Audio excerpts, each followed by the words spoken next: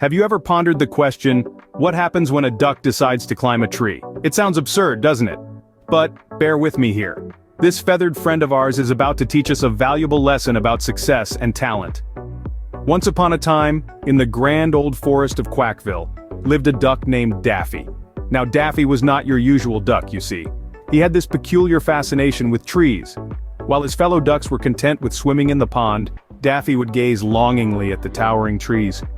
One day he decided to do the unthinkable. He decided to climb a tree. Daffy started his climb, slipping and sliding with every step. He tried once, twice, thrice, but to no avail. His webbed feet were not made for climbing. The other animals watched in amusement. The squirrels chuckled, the birds twittered, and even the wise old owl couldn't help but hoot with laughter. But Daffy was not to be deterred. He kept trying day after day. His determination was admirable, but his progress, alas, was not. After a month of trying, he had managed to climb only a few feet off the ground.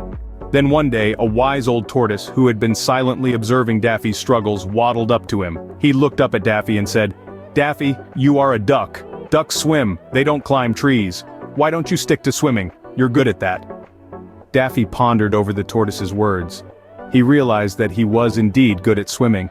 He had been so caught up in his desire to climb trees that he had forgotten about his natural talent.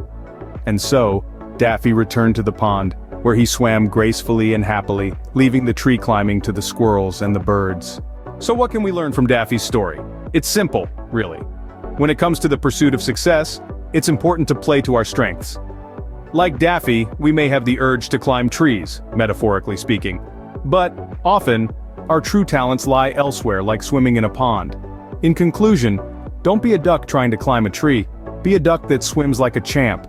And remember, it's always easier to reach the top of the pond than the top of the tree. After all, the water's always warmer when you're good at what you do. So go ahead, dive into your talents, and success will surely follow.